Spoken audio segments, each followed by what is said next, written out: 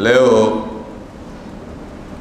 nitazungumzia kuhusiana na mambo mawili. Jambo la kwanza, tutazungumzia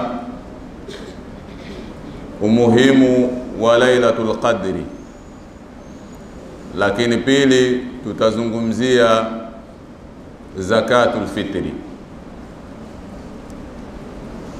Lailatul Qadri, usiku unaoitwa wa cheo, umeitwa kwa jina hili kwa sababu kuu tano. Leo nitataja tatu. Sababu ya kwanza, kwa nini Lailatul Qadri imeitwa Lailatul Qadri? Imeitwa Lailatul Qadri. Al-Qadri hapa wasomi wakasema kwa maana ya al-qadar, kwa kuwa ndani ya huu usiku wa cheo maqadirul khalaiq, mipango ya binadamu, mipango ya viumbe inafanywa ardh, inakuwa displayed, inaonyeshwa kwa malaika. Kwa mfano, Israel anaambiwa kabisa kwamba wewe ndani ya huu mwaka unaokuja fulani na fulani na fulani, ukifika muda fulani, basi ajali yao itakuwa imekamilika, uende kuchukua amana. Na wote wenye majukumu ndani ya mwaka, kwa mfano malaika anayehusiana na mambo ya asili, tetemeko la ardhi na mfano wake, anaambiwa kabisa mwaka huu kutakuwa kuna moja, kuna mbili, kuna tatu. Tufassalu hadhihi almaqadir wa tu'rab, hii mipango Allah subhanahu wa ta'ala anaifasilisha, anaiweka wazi kwa malaika. Kwa hiyo wasomi wakasema moja ya sababu katika hizo tano, moja wapo al-qadri kwa maana ya al-qadar, kwa maana ya mipango. Fiha yufraqu kullu amrin hakim amran min indina, ndani ya usiku wa cheo kila jambo linakuwa liko wazi kwa malaika. Ndio maana Lailatul Qadri ikaitwa kuwa ni Lailatul Qadri min al-qadar, tokamana na nini? Kadari ya Mwenyezi Mungu inapita, inaaridhishwa ndani ya usiku huu. Lakini sababu ya pili, min at-ta'dhim wa ma qadaru Allah haqqa qadrihi, kwa maana ma adhamuhu haqqa ta'dhimi, kwa maana usiku wa cheo umeitwa usiku wa cheo kutokamana na heshima ambayo huu usiku wa cheo imeubeba. Sisi leo tunamuadhimisha Allah subhanahu wa ta'ala, lakini sio haki ya kumuadhimisha kama ambavyo tunamuadhimisha Mtume sallallahu alayhi wasallam, lakini sio haki ya kufanya nini? Kwa Lailatul Qadri min at-ta'dhim, inatokamana na kuheshimika kwa huu usiku. Sababu ya tatu ambayo kwangu mimi leo itakuwa ni sababu ya mwisho, kwayo umeitwa usiku wa cheo kuwa ni Lailatul Qadri min at-tadhiyiq. Min at-tadhiyiq kwa maana ya ardhi, siku ya usiku wa cheo ardhi inakuwa ndogo kutokamana na wingi wa malaika ambao wanashuka katika ardhi, kama alivyosema al-Imam al-Khalil ibn Ahmad al-Farahidi ambaye ni mwalimu wa al-Imam Sibawaihi katika fani ya lugha ya Kiarabu. Amesema Lailatul Qadri imeitwa kwa jina hili kutokamana na at-tadhiq, lianna al-ardha tudayyaqu bil malaika likathratihi. Sawa, ardhi inakuwa ndogo kutokamana na malaika wanaoshuka. Tanazzalu al-malaikatu waruhu fiha, malaika wanashuka wakiongozwa na Jibril alayhi salatu wassalam. Na Mtume sallallahu alayhi wasallam anasema ardhi siku hiyo inakuwa ndogo kwa sababu ya wingi wa malaika. Malaika wanakuwa wengi kuliko hata idadi ya changarawe. Hizi changarawe hizi idadi yake ndogo ukilinganisha na malaika ambao wanaushuka katika Lailatul Qadri. Kwa hizi ni sababu kuu tatu ambazo kwazo Lailatul Qadri imeitwa kwa jina la Lailatul Qadri. Na Lailatul Qadri ndani ya Qur'an imetajwa kwa majina kadhaa, lakini Lailatul Qadri imeitwa Lailatul Mubaraka. Umeitwa ni usiku wenye baraka. Usiku wenye nini? Wenye baraka, kwa sababu amali ndani yake zinakuwa mudhaafa. Allah subhanahu wa ta'ala anazifanya zile amali zinakuwa nyingi, yani kwa maana amali moja unayoifanya ndani ya Lailatul Qadri inakuwa ni bora kuliko amali utakazofanya ndani ya miezi mingapi? 1000, ambao ni sawa sawa na miaka 83 na miezi mingapi? 4. Zamani walioishi kipindi kilichopita walipata bahati ya kuishi miaka mingi sana. Unamkuta mtu anaishi miaka 400, miaka 800, na baadhi ya watu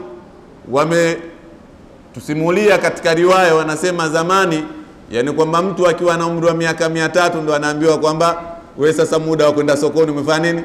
Sasa wewe unaweza ukaanza kwenda sokoni sasa. Sawa sawa? Kuna mama mmoja alikutwa anamlilia kijana kafariki. Analia kweli kweli, kampoteza yule kijana, analia. Akaulizwa, wewe mama vipi, mbona unalia? Kijana wangu kaondoka bado mdogo. Kijana kaondoka bado mdogo. Kafa na umri wa miaka mingapi? Miaka 400. Miaka mingapi? 400. Ndio kafa bado mdogo, analia. Mtume sallallahu alayhi wasallam alipoona mataifa yaliyotangulia yalipata bahati ya kuwa na umri mrefu, na hasa aliposikia ile taarifa ya kuwa mmoja kati ya wana wa Israel hamala silaha fi sabilillah 1000 shahri, alibeba silaha kwa ajili ya kupigania dini ya Allah subhanahu wa ta'ala kwa kipindi cha miezi 1000, kwa maana kwa kipindi cha miaka 83 na miezi 4. Mtume aliuonea huruma umma wake, akamwambia, ya Rabbi ja'alta ummati aqsara al-umami a'mara. Ya Rabbi, umma wangu umeufanya katika umri umekuwa ni umma ambao umri wake ni mdogo kweli kweli. A'maru ummati ma baina 60, umri wa umma wangu unazungukia unachezea kati ya 60 na 70. Wa qalilun man yajuzu dhalika, na ni wachache ambao wanavuka miaka mingapi? 60. Na ukifika miaka 60, ukifika miaka 70, unaingia katika ile wa man nu'ammiruhu nunakisuhu fil khalqi. Sawa sawa? Ukishafika miaka 60, wewe hata kuna baadhi ya mambo Mungu anafanya nini? Anakuondoshea, unakuwa uwezi yale mambo ambayo ungeyaweza wakati una miaka 40, miaka 35. Watu wazima wanaelewa haya maneno ninayozungumza. Sawa sawa? Na kwa Mtume akatamani, Allah subhanahu wa ta'ala akampa Lailatul Qadri.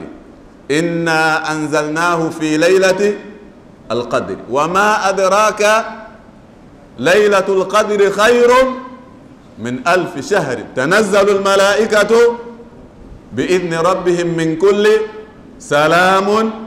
Sasa hapa ndo tunapata sifa zote za Lailatul Qadri zipo katika sura hii. Tanazzalu al-malaikatu war-ruhu fiha biidhni rabbihim. Kwa Lailatul Qadri ni zawadi ambayo Allah subhanahu wa ta'ala amemtunuku Mtume Muhammad salawatullahi wa salamuhu alayhi, kwa maana ametutunuku sisi. Na ndio maana Mtume sallallahu alayhi wasallam akasema, man hurima khairaha faqad hurim wala yuhramu khairaha illa mahrum. Atakayenyimwa khairi za Lailatul Qadri, khairi zilizomo ndani ya mwezi wa Ramadhani, huyo kanyimwa kabisa. Na hanyimwi khairi za Ramadhani, hanyimwi khairi za Lailatul Qadri, isipokuwa mtu ambaye asiyestahili kabisa nini? Rehma za nani? Za Allah subhanahu wa ta'ala. Lailatul Qadri ni lini? Wengi katika wasomi wakiwemo masahaba wa Mtume sallallahu alayhi wasallam wamekubaliana kupitia shawahid za maneno ya Mtume sallallahu alayhi wasallam kuwa Lailatul Qadri inapatikana katika 10 la mwisho la mwezi wa Ramadhani. Na hili lilizungumzwa hata wakati Umar ibn al-Khattab alipowakusanya maswahaba wa Mtume sallallahu alayhi wasallam na kuwauliza, jamani, Lailatul Qadri inapatikana lini? Wote ajma'u wakakubaliana kwamba Lailatul Qadri inapatikana katika 10 la mwisho la mwezi wa Ramadhani. Lakini katika 10 la mwisho ni siku gani ambayo ni arja? Ni siku gani ambayo ina matarajio zaidi ya mtu kuidiriki Lailatul Qadri? Wakawa wamepishana, wengine 21, wengine 23, lakini kauli iliyokuja kukata shauri ilikuwa ni kauli ya Abdullah ibn Abbas, ambaye alisema kuwa Lailatul Qadri ni mwezi 20 na ngapi? Mwezi 20 na ngapi? 27.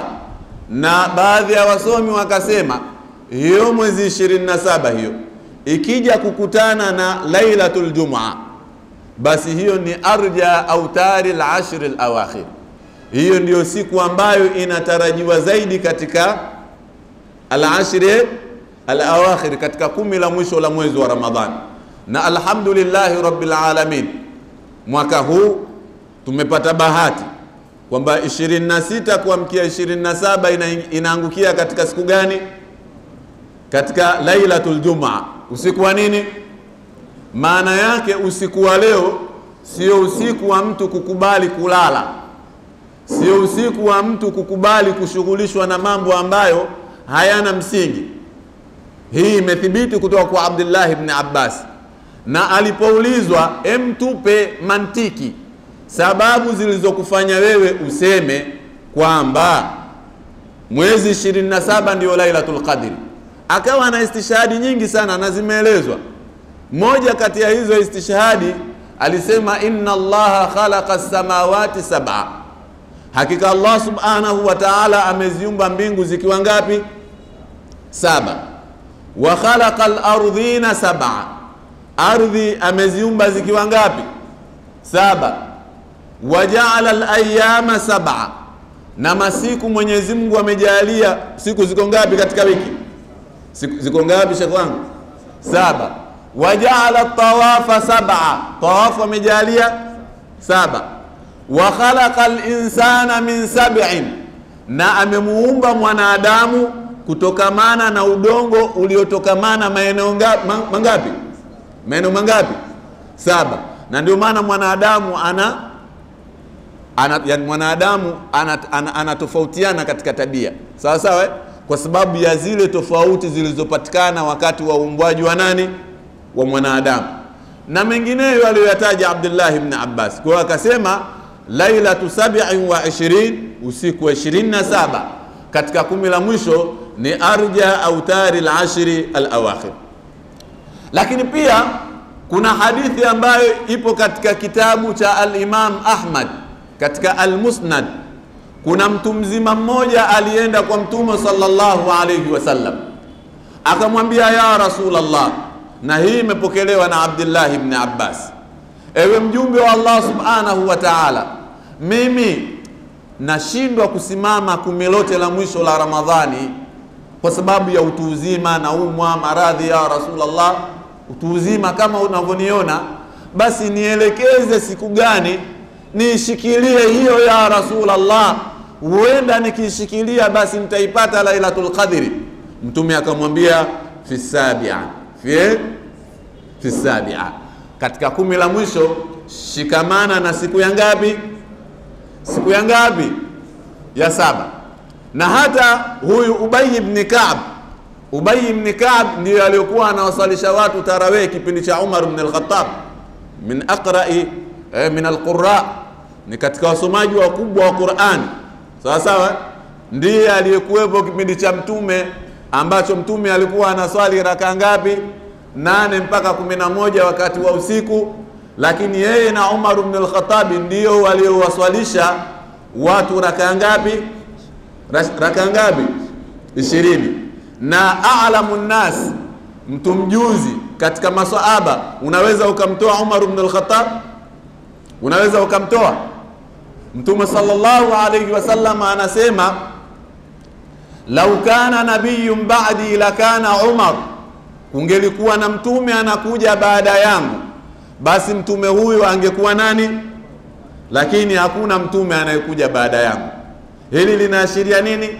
Ni kwamba Umar ibn al-Khattabi ana manaqib ambayo yajizu anha alwasf, ni ngumu sana kuyadhibiti manaqib ya Umar ibn al-Khattab.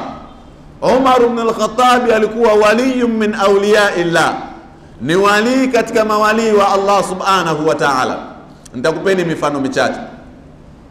Umar ibn al-Khattab alipata kuzungumza na maji ya mto Nile. Maji ya nini? Ya mto Nile.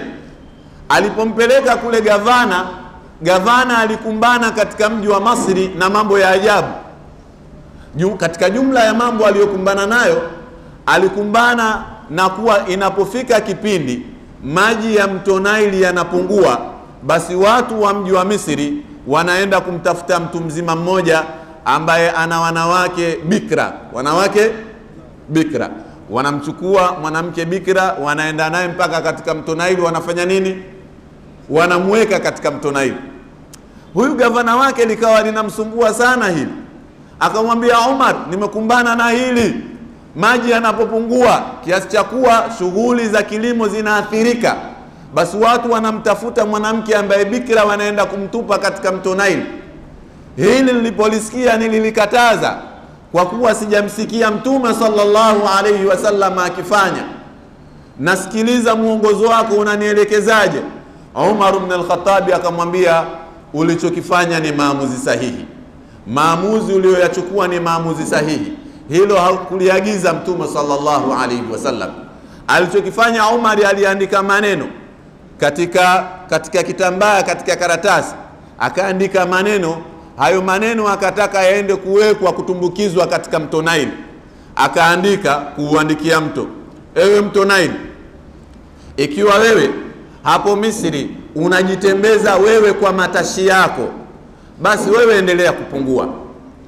Lakini ikiwa Allah subhanahu wa ta'ala ndiye ambaye anakutembeza hapo katika mji wa Misri, basi nakutaka wewe mto Nile maji yako yaongezeke kiasi kwamba shughuli za kilimo zisiathirike. Sallu ala nabii Muhammad. Watu wakachukua yale maandishi ya Umar ibn al-Khattab, wakampelekea, akayachukua, akaenda kuyatupa kwenye nini? Kwenye mto Nile. Ule mto Nile maji yake yakarudi kama alivyofanya nini? Kama yalivyokuwa mwanzo. Shughuli za kilimo zikafanya nini? Zikaendelea. Huyo Umar ibn al-Khattab radhiyallahu ta'ala anhu wa arda, siku moja lilitokea tetemeko katika mji wa Madina, tetemeko kubwa kabisa katika mji wa Madina pale.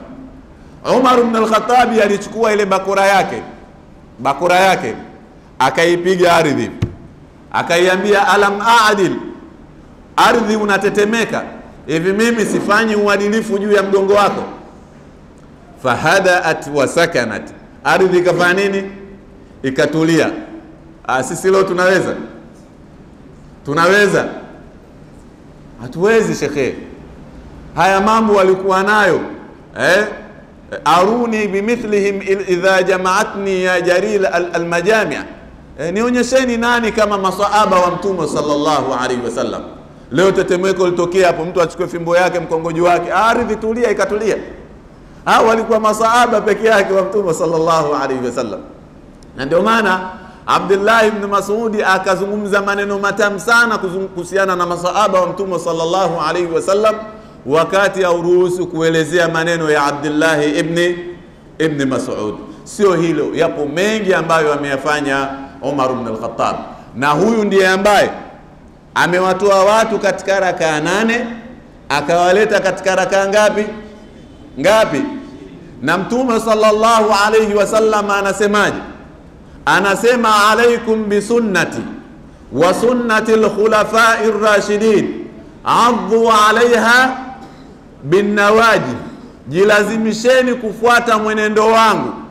Lakini sio mwenendo wangu tu, jilazimisheni kufuata mwenendo wa makhalifa, viongozi, akiwemo nani? Umar ibn al-Khattab. Addu alaiha bin nawajib, zile sunna zangu na sunna za makhalifa wangu zishikeni kweli kweli, zing'ang'anieni, zipiganieni, ziuisheni. Haya ni maneno ya nani? Kwa hiyo hili tunalolifanya sisi lalaka 20 tunazifuata sunna za nani? Za nani? Za Mtume, pamoja na sunna za nani? Za masahaba wa Mtume Muhammad salawatullahi wasalamuhu alayhi. Sawa sawa jamani, tumeelewana vizuri Sheikh, tupo pamoja? Naam. Kwa hiyo Lailatul Qadri katika jumla ya istishhadi ni hili baraza ambalo lilikaa kati ya Umar ibn al-Khattab na masahaba wa Mtume sallallahu alayhi wasallam, akiwemo nani? Akiwemo Abdullah ibn Abbas. Lakini huyu Ubay ibn Ka'b yeye mwenyewe anasema kwamba mwezi 27 ndio Lailatul Qadri bil ishara wa bil alama allati akhbarana biha Rasulullah sallallahu alayhi wasallam, kwa ishara na alama ambazo amekuwa akituelezea Mtume sallallahu alayhi wasallam. Mwezi ngapi? 27. Zipo istidlali nyingine ambazo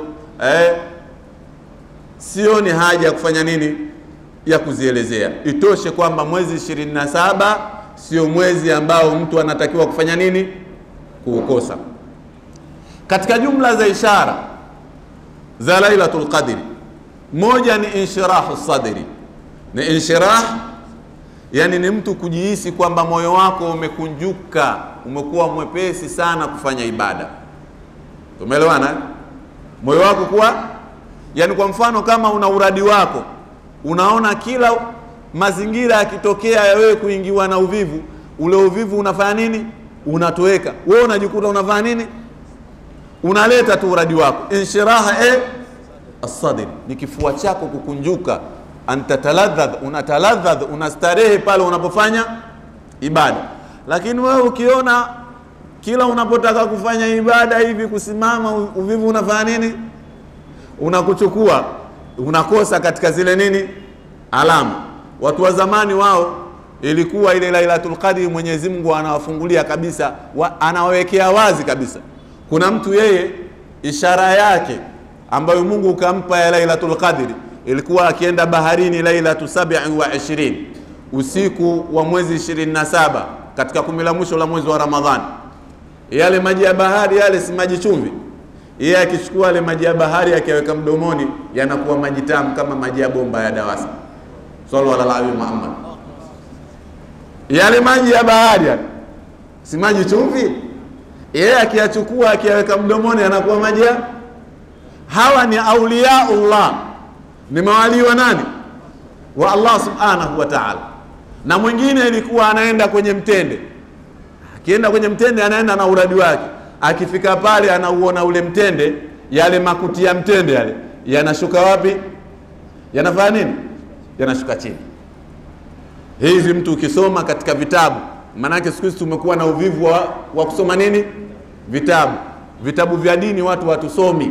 Sawa sawa, mtu atatokea halipo hilo nini, halipo hilo, kasome. Usiseme halipo, sema mimi sijafanya nini, sijaliona. Lakini sisi ambao la fakra, ambao kidogo tunapata muda angalau mchache wa kusoma soma, haya mambo yako mengi sana ambayo tunakumbana nayo. Moja hili, wewe unaona mtu katika jumla ya ishara kwamba Lailatul Qadri ule mtende makuti yako juu yanafanya nini? Yanashuka chini. Maji chumvi yanakuwa maji tamu. Tumeelewana vizuri Naam. Na ishara nyingine ambazo kwa mfano antatlu'a ash-shamsu fi sabihatiha la shu'a laha, jua kuchomoza asubuhi ya Lailatul Qadri hali ya kuwa halina nini? Halina miale. Na kwa nini jua linakuwa halina miale mikali? Likathratil malaika, kwa sababu ya wingi wa malaika ambao wanafanya nini? Wanashuka. Ikifika wakati wa asubuhi wanafanya nini? Wanaondoka, wanazuia miale ya nini? Miale ya nini? Tumeelewana vizuri Na ndio maana Mtume sallallahu alaihi wasallam akasema antatlu ash-shamsu fi sabihatiha. Hii hai inarejea sabihati Lailatul Qadr. Sawa sawa? Fi sabihatiha la shu'a laha.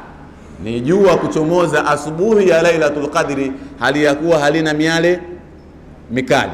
Lakini katika jumla ya ishara ni kwamba usiku unakuwa na utulivu, hakuna kimondo kinachofanya nini, kinachoshuka katika usiku huo.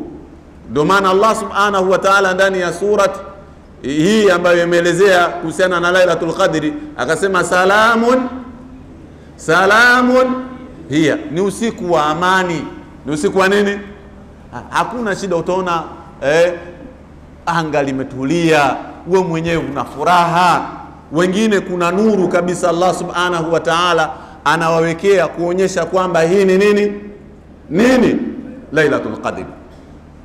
Ni kitu gani ambacho Allah subhanahu wa ta'ala akikuwafikisha wewe kuudiriki usiku wa cheo unatakiwa kufanya? Ni yale maneno ambayo Bibi Aisha alimuuliza Mtume sallallahu alaihi wasallam, niseme nini ya Rasulullah nitakapodiriki usiku wa cheo? Mtume alimwambiaje? Sema quli Allahumma innaka afuwun tuhibbu al-afwa fa'fu anni, ewe Mwenyezi Mungu wewe ni msamehevu mno na wewe unapenda kusamehe, fa'fu anni, fanya nini? Leo kuna watu katika Lailatul Qadri akili yao ni dunia tu. Akili yao ni nini? Mtu ana dili lake kaweka katika akili yake, nikifuma Lailatul Qadri hili sasa, nikifuma Lailatul Qadri hili. Wacha Mungu kwanza. Wanamuomba nini Allah subhanahu wa ta'ala? Wanamuomba msamaha. Niseme nini? Quli, sema mke wangu nini? Allahumma innaka afu tuhibbu al-afwa fa'fu anni, ya Rabbi unapenda kusamehe, nisamehe ya Rabbi, na makosa na mauzauza chungu mzima. Mwenyezi Mungu atusamehe makosa yetu. Mwenyezi Mungu atuwezeshe tuweze kuidiriki Lailatul Qadr. Mwenyezi Mungu atuwezeshe tuweze kuyafanya yale ambayo ni laiki kwa Lailatul Qadr. Pamoja na dua hii, mambo gani mengine ambayo mtu anatakiwa kuambatana nayo kuyafanya katika Lailatul Qadr? Mtu kuswali qiyamul layl.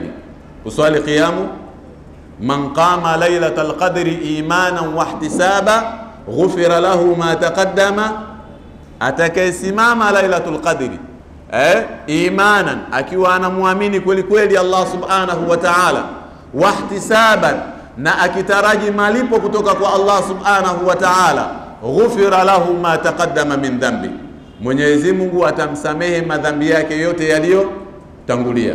Na alqiyam, kisimamo kilichokusudiwa hapa, man qama Lailatul Qadr, kimekusanya swala, kimekusanya dua, kimekusanya kusoma Qur'an, kimekusanya istighfar.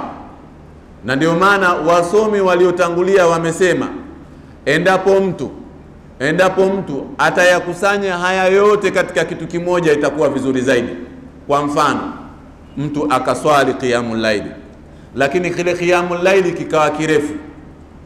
Sio hichi qiyamul layl, sio hata salatu tarawih ambao watu wanaosema rakaa 8 wanaswali ya peji moja.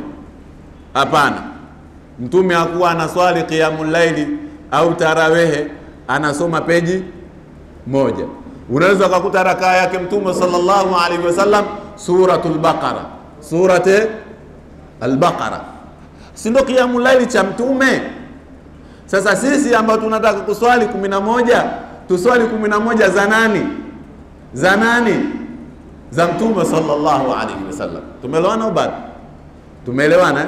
Naam. Kwa hiyo ukipata qiyamul layli ambacho kina qiraa cha muda mrefu, ukasoma ndani yake Qur'an kwa muda mrefu, ukapata ndani yake tasbih, ukafanya na dua ndani yake, ni vizuri zaidi. Tumeelewana vizuri? Naam.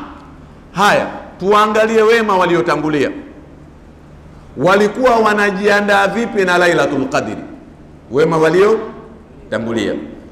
Wema waliotangulia, kwanza Lailatul Qadr ilikuwa ni siku ya kipekee katika maisha yao. Ikifika muda ule ambao wanataraji ndani ya muda huo kumwelekea Allah subhanahu wa ta'ala, kwanza kutafuta Lailatul Qadr, kwanza wanaoga. wanafanya nini? Sio mtu unaenda kutafuta Lailatul Qadri unaenda na kijasho cha kazini. Naeleweka au bado? Hata hao malaika, hata hao wakina nani? Malaika ambao wanashuka Lailatul Qadri, malaika hawapendi mtu anuke kikwapa. Mtu anuke nini? Kikwapa. Mtu unaenda katika Lailatul Qadri hujaoga, uja paka mafuta, hujajisinga manukato. Hapana, malaika wanakerwa na yale mambo ambayo binadamu wenzetu wanafanya nini? Wanakerwa nayo. Na ndio maana tunaambiwa tukiingia msikitini hali ya kuwa midomo yetu ina vitunguu saumu. Malaika wafanya nini? Hatutakiwi kuingia msikitini hali ya kuwa midomo yetu inanuka nini? Tunatakiwa tufanye nini? Tupige mswaki. Tumeelewana shekhe? Naam. Kwa hiyo tujitahidi katika kuitafuta Lailatul Qadri, kwanza kuoga, pili kujisinga manukato. Lakini waliotangulia walikuwa na jambo la tatu. Lipi? Ndani ya usiku wa Lailatul Qadri anakuwa na nguo yake mpya nzuri. Nguo yake ukipata we itafute Lailatul Qadri umevaa kanzu yako nzuri kama hiyo shekhe wangu, na kofia yako hivyo hivyo ndani ya Lailatul Qadri, na peni yako nuni wal qalami wa ma yasturun. Sawa sawa? Ndio hivyo hivyo katika Lailatul Qadri. Sawa sawa? So mtu unakuja katika Lailatul Qadri msikitini na fulana yako na msuli. Mimi sikatai kama msuli ni vazi ambalo linastiri auratul rajul ma baina surrati warukba. Stara ya mwanaume ni kati ya kitovu na magoti. Lakini shekhe, unakuja katika usiku wa cheo, unakuja kuonana na Malik al-Mulk na msuli. Sawa sawa? Nasema hivi, msuli unastiri, lakini tutafute nguo nzuri zaidi za kuonana na nani? Na Allah subhanahu wa ta'ala. Nimeeleweka au bado? Nimeeleweka? Na watu tusije kutafuta Lailatul Qadri na jezi ambazo zinatangaza kamari. Naeleweka? Haiwezekani wewe unakuja kutafuta Lailatul Qadri, unakuja kuitafuta nini? Unakuja umevaa kitu ambacho Mwenyezi Mungu kakikataza ndani ya Qur'an. Utaipata Lailatul Qadri? Utaipata? Tusivae jezi ambazo zina nembo ya nini? Ya kamari. Sawa sawa? Tuje kwa Mwenyezi Mungu aliyakuwa tumevaa mavazi ambayo hayana sura yoyote ambayo inamkera Allah subhanahu wa ta'ala. Lakini kuna mambo ya kujichunga nayo kuelekea Lailatul Qadri. Jambo la kwanza, kuelekea Lailatul Qadri tujitahidi kuhakikisha kuwa tunaboresha mahusiano yetu na jamii yetu. Kwa sababu mtu ambaye ni mushahin, Mwenyezi Mungu hamtazami katika Lailatul Qadri. Mtu ambaye ana mabifu na wenzake, mtu ambaye ananongwa na wenzake, mtu ambaye ana chuki na wenzake, Mwenyezi Mungu hamtazami katika Lailatul Qadri. Kwa hiyo leo usiku tunamkesha wa Lailatul Qadri. Na alhamdulillah imamu katangaza hapa kutakuwa kuna mulawan hapa. Kutakuwa kuna jambo kubwa. Usiku utakuwa kuna daku. Daku yenyewe na pilipili ya embe itakuwepo. Sasa kwa hiyo tujitahidi kuhakikisha kwamba tunaboresha mahusiano yetu na jamii. Lakini la pili, mahusiano yetu na wazee wetu.